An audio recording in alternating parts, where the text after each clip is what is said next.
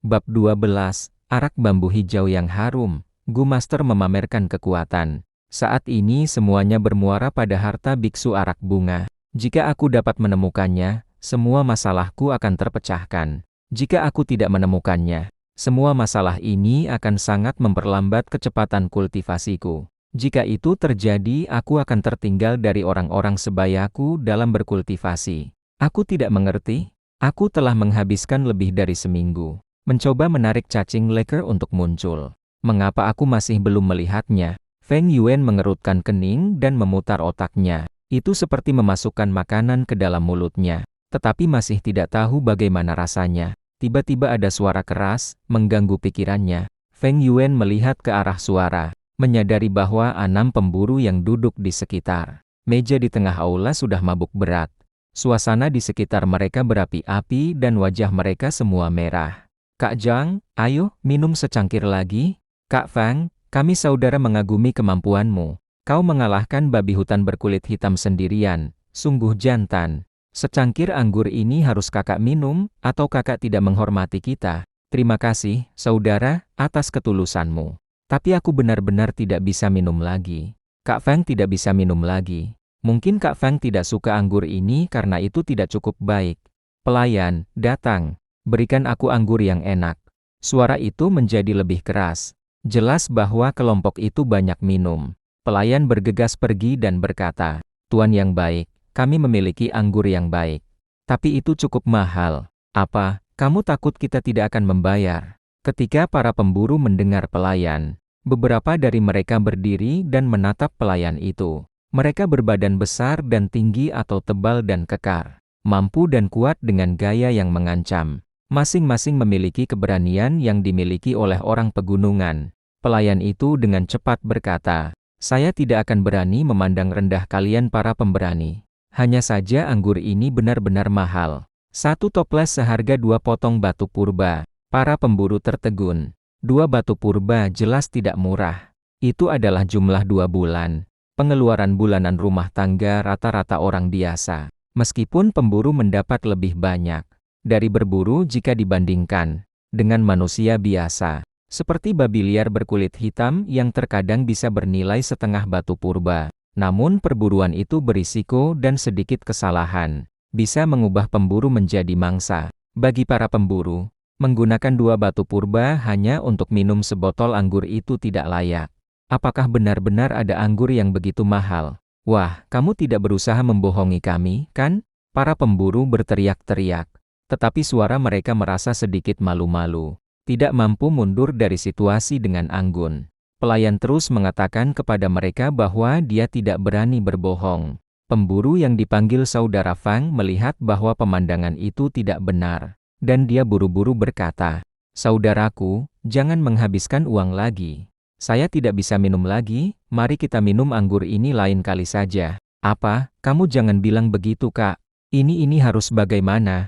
Para pemburu lainnya masih berteriak, tetapi suara mereka mulai memudar. Satu demi satu mereka duduk di kursi masing-masing. Pelayan itu juga orang yang cerdik. Ketika dia melihat ini, dia tahu bahwa dia tidak dapat menjual anggur lagi. Namun seperti ini tidak mengejutkannya sama sekali. Ketika dia hendak mundur, suara seorang pemuda datang dari meja di sudut gelap. "Hehe, lucu." Masing-masing dari mereka berteriak membabi buta dengan sia-sia. "Jika kamu tidak mampu membeli anggur, kamu harus tutup mulut dan minggir." Ketika para pemburu mendengar ini, salah satu dari mereka segera membalas dengan marah. "Siapa bilang kita tidak mampu membelinya? Pelayan, bawa botol anggur itu. Aku akan memberimu batu purba, 2 potong. Oh, beri saya waktu sebentar Tuan, saya akan mendapatkannya." Pelayan tidak mengharapkan pergantian peristiwa seperti itu. Dia buru-buru menjawab dan berbalik untuk mengambil botol anggur dan menyuguhkannya. Guci anggur ini sama besarnya dengan guci anggur biasa. Tetapi saat penutupnya dibuka, pada saat itu juga aroma menyegarkan dan lembut memenuhi seluruh ruangan. Bahkan lelaki tua yang duduk sendirian di pinggir jendela tidak bisa menahan diri untuk memandangi toples anggur itu. Saat mencium aromanya, itu benar-benar anggur yang baik. Para tamu yang terhormat, tidak bermaksud menyombongkan diri. Ini adalah anggur bambu hijau. Seluruh desa hanya memiliki satu penginapan, yaitu kita.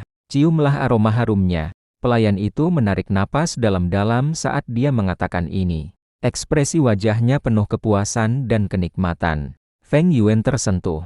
Pelayan penginapan ini benar-benar tidak membual. Di desa Guyue ada 3 bar. Anggur yang dijual di sana adalah anggur beras biasa, anggur yang keruh dan anggur biasa lainnya. Agar Feng Yuan menarik cacing leker, dia terus membeli anggur selama 7 hari.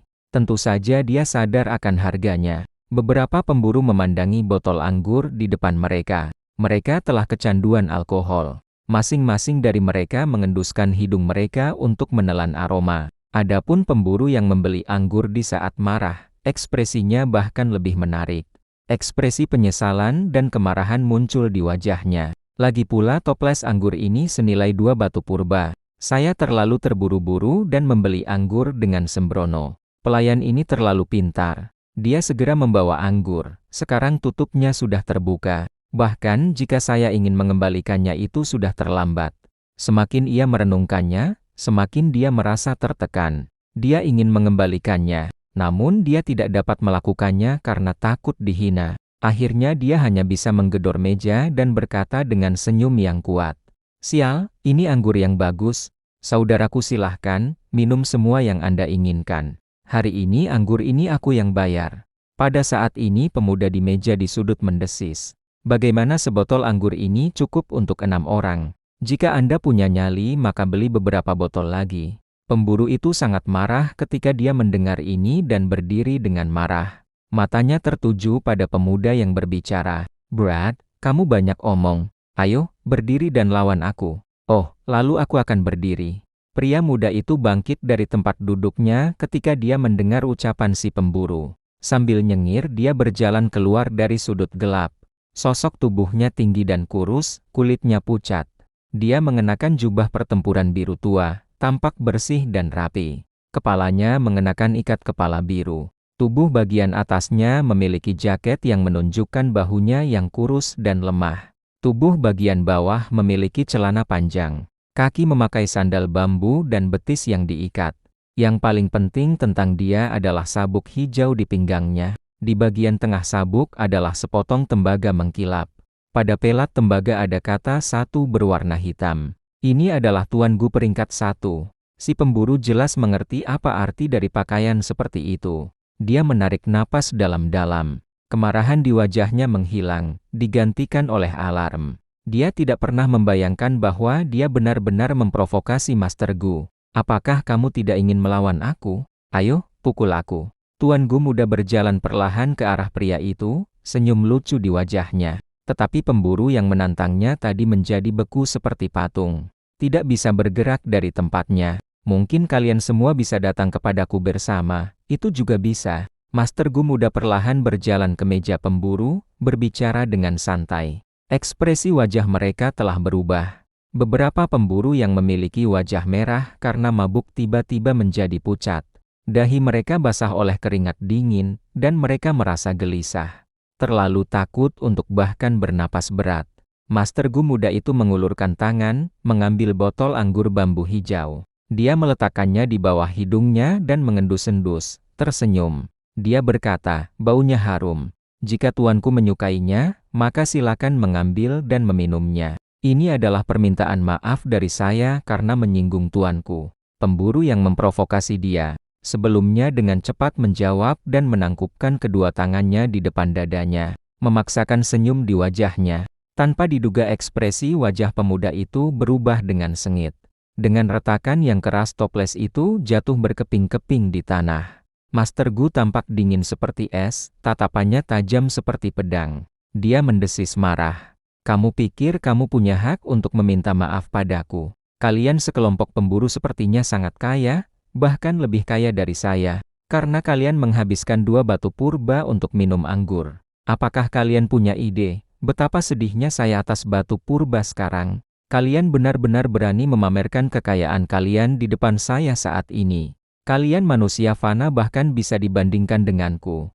Kami tidak akan berani. Untuk menyinggung tuanku, itu adalah kejahatan keji. Kami manusia biasa tidak bermaksud menyinggung Anda. Ini adalah batu purba kami. Tolong terima Tuan Gu Master. Para pemburu dengan cepat bangkit dan mengeluarkan batu purba yang mereka miliki. Tetapi bagaimana mungkin manusia-manusia ini punya uang?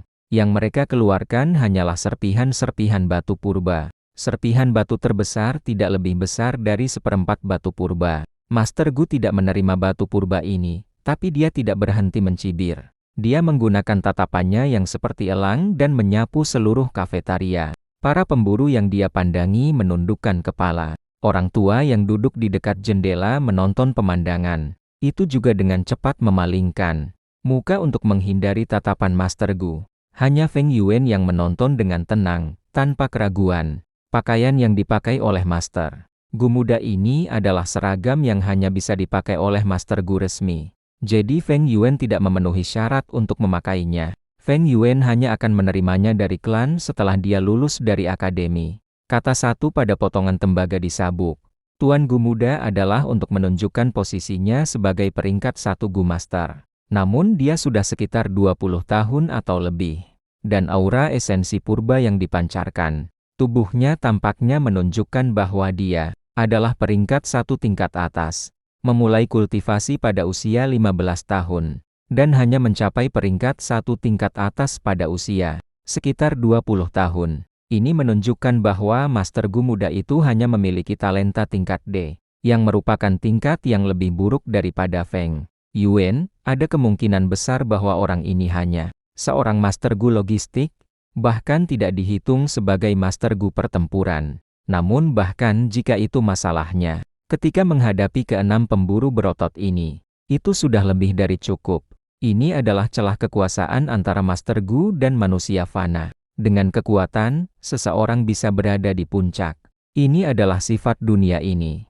Tidak, sebenarnya dunia manapun juga sama. Ikan besar memakan ikan kecil dan ikan kecil memakan udang. Hanya saja dunia ini menunjukkannya secara lebih terbuka. Renung Feng Yuan diam-diam. Baiklah Jiang ya, Anda sudah memberi mereka pelajaran.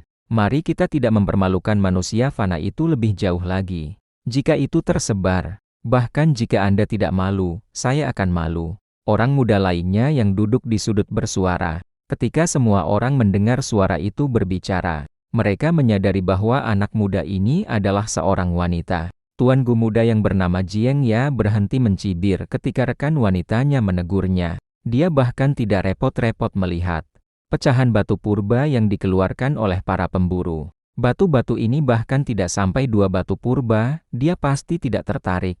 Dia menjentikkan lengan bajunya dan berjalan kembali ke meja aslinya. Ketika dia berjalan kembali, dia berkata dengan jahat, "Jika kamu merasa punya nyali untuk terus minum, maka pergilah dan minum anggur bambu hijau. Saya ingin melihat, siapa yang masih berani minum anggur ini?" Semua pemburu menundukkan kepala, bertindak seperti 6 anak yang penurut setelah dimarahi. Aroma anggur yang kuat memenuhi seluruh kafetaria. Pemburu yang membeli anggur merasakan hatinya sakit saat mencium aroma wanginya. Bagaimanapun dia telah menghabiskan 2 batu purba pada anggur ini. Namun dia tidak bisa minum bahkan 1 suap pun. Feng Yuan meletakkan sumpitnya. Dia sudah cukup makan. Saat dia menghirup aroma anggur, matanya berkedip sejenak. Lalu dia mengeluarkan 2 batu purba dan menaruhnya di atas meja. "Pelayan, beri aku toples anggur bambu hijau," katanya acuh tak acuh. Seluruh orang di ruangan membeku. Master Gu muda yang bernama Jiang Ya langsung berhenti di langkahnya. Ujung-ujung mulutnya berkedut dan dia menghela napas. Dia baru saja menyelesaikan peringatannya. Namun tepat setelah dia selesai, Feng Yuan menginginkan anggur. Ini seperti secara sengaja melangkahinya dan menampar wajahnya. Dia berbalik dan menyipitkan matanya, menatap tajam pada Feng Yuan. Feng Yuan dengan tenang balas menatap. Wajahnya cuek dan hampa ketakutan. Mata Jiang Ya menyala dan dingin di tatapannya perlahan menghilang. Dia merasakan aura esensi purba di tubuh Feng Yuan. Setelah menyadari identitas Feng Yuan, dia tersenyum sambil berkata dengan hangat, "Ah, ternyata ini adik seperguruan." Semua orang tersentak sadar dan pandangan mereka pada Feng Yuan berubah. Tidak heran remaja muda ini tidak sedikit pun takut pada Master Gu. Itu karena dia juga seorang Master Gu. Meskipun dia masih siswa akademi, posisinya sudah berbeda. "Master Gu, anggur Anda." Pelayan bergegas, wajahnya tersenyum lebar. Feng Yuan mengangguk pada Master Gu, muda tadi dan mengambil botol anggur lalu berjalan keluar dari penginapan.